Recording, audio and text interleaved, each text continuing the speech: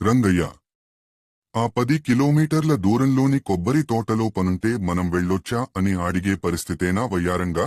అయ్యో గంగయ్య, ఈ ఎండలో నడిచేదే కొంచెం గడువు. పనుంటే వెళ్ళేదాం కాని పోయి కాళ్ళు మడత పెట్టుకురావడం నాకు ఇష్టం లేదు. నేడు పొద్దున్నే ఆ దిశ చూడగానే నన్ను కొబ్బరి తోటే పిలుస్తోందిరా.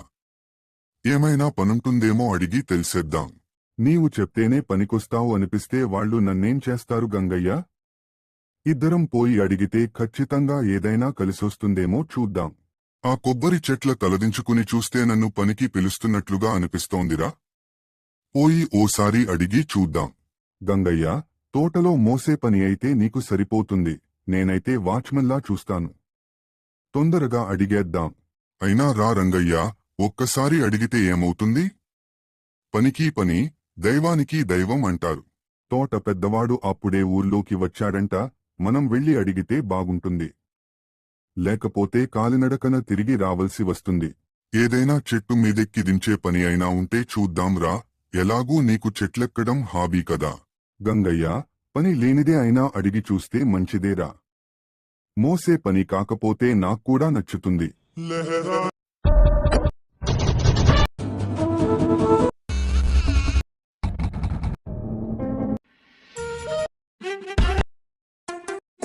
ఓనర్ పైన వదిలిపెట్టినవి ఊసులు కాదు. ఆ ప్యాకెట్లో ఒక రాజ్యమే ఉంది. తీసుకురమ్మన్నాడంటే అది వారం రోజుల్లో వీరుడిని పిలిచినట్టే. ఒక ప్యాకెట్ కోసం ఇద్దరం కదిలితే అది ప్యాకెట్ కాదు, కథ మొదలైన ముడినూక. ఓనర్కి విలువ ఇస్తే మనిషిని గౌరవిస్తారు. కానీ ఓనర్నే ఛాలెంజ్ చేస్తే రాక్షసుడిని రిలీజ్ చేసినట్టే. సీక్రెట్ ప్యాకెట్ అంటే చిన్న మాట కాదు బ్రదర్. అది లీక్ అయితే పతనం ఓ రాజధానికి. వాడే అడిగాడు, ఓనర్ కోసం పోరాడగలవా? నేను అడిగానే, ఓనర్ కోసం ఊపిరి ఆపగలవా? ఈ సీక్రెట్ ప్యాకెట్ ఎవరి చేతుల్లో పడితే చరిత్ర తిరగరాయబడుతుంది. అందుకే నన్ను పంపించాడెవడో. ఒక సీక్రెట్ కోసం తలలు తగిలితే అది మిషన్ కాదు. మిషన్ కంటే పెద్ద యుద్ధం.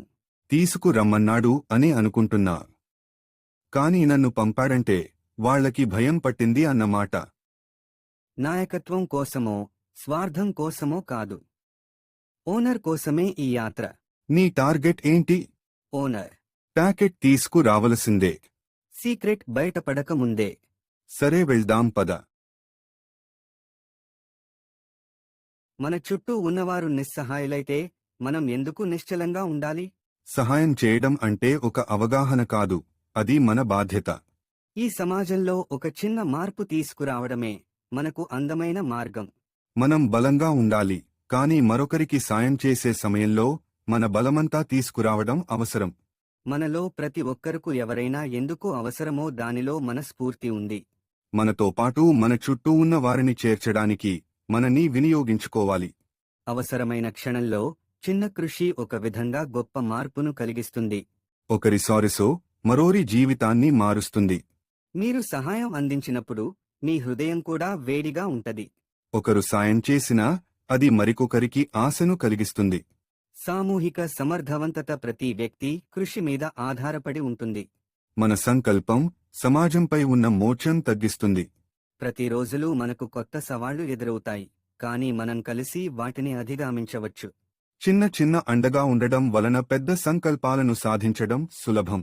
మందేమో చిన్న చిన్న సహాయాలు ఒకటి కాకుండా చాలామంది జీవితాలను మార్చగలవు. ఆర్థిక స్వాతంత్ర్యం లేదా శ్రేయస్సు పడితే అన్యోన్యతను ప్రేరేపించాలి. స్థితిగతులు ఉద్ధరించడం అంటే మనం ఆశ్చర్యం చేయాలంటే ప్రతి ఒక్కరూ అవసరం. ప్రేరణ వ్యక్తిని మారుస్తుంది, కనుక మనం అందరిమీది ప్రేరణ నింపాలి. ఈ సంఘం ఎంత అందమైనది, అయితే మనందరి కృషి దానిలో ప్రధాన భాగం. ఎవరైనా దారిలో ఉంటే మనం వారిని వెన్నంటే నడిపించాలి. సహాయం చేయాలంటే మేము ఏం చేయాలో ఎక్కువగా కాదు, సానుభూతిని ఇవ్వాలనే లక్ష్యం. మనకు పరిస్థితులు ఎంతగా కష్టంగా ఉన్నా ఆ పరాకాష్ఠ వద్ద మనం పూర్తి స్థాయిలో జీవించాలి. మనం చేయగలిగే గొప్ప పనులను పరిగణించాలంటే దానిని సభ్యత్వం పద్ధతిగా చూడాలి. మన చుట్టూ ఉన్న వ్యక్తుల జీవితాలను తెలుసుకుంటే మన బాధ్యత కూడా పెరుగుతుంది. ఈ సమాజం మా వలనే, అందువల్ల ప్రతి క్షణాన్ని ఉపయోగించి దాన్ని సమర్థించాలి. కానీ ఒకప్పటిలా ఇప్పుడు లేదు.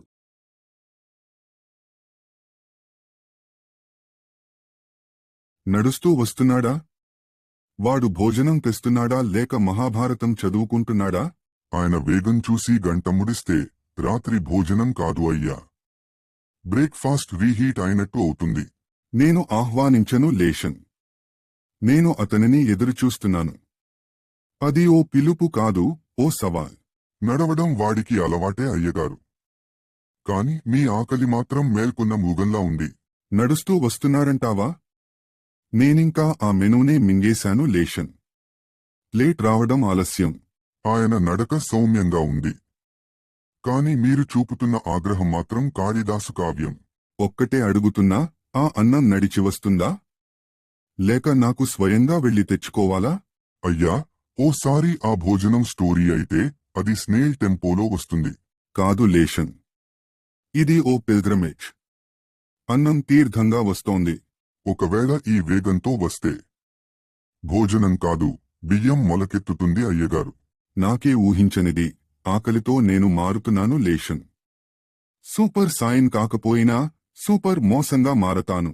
ఆయన అడుగులు నేలమీద పడుతున్నాయి. కాని మీ కడుపు లోపల గర్జిస్తున్న శబ్దం ఆకాశాన్ని చీలుతోంది. నేనే బయలుదేరుతా లేషన్.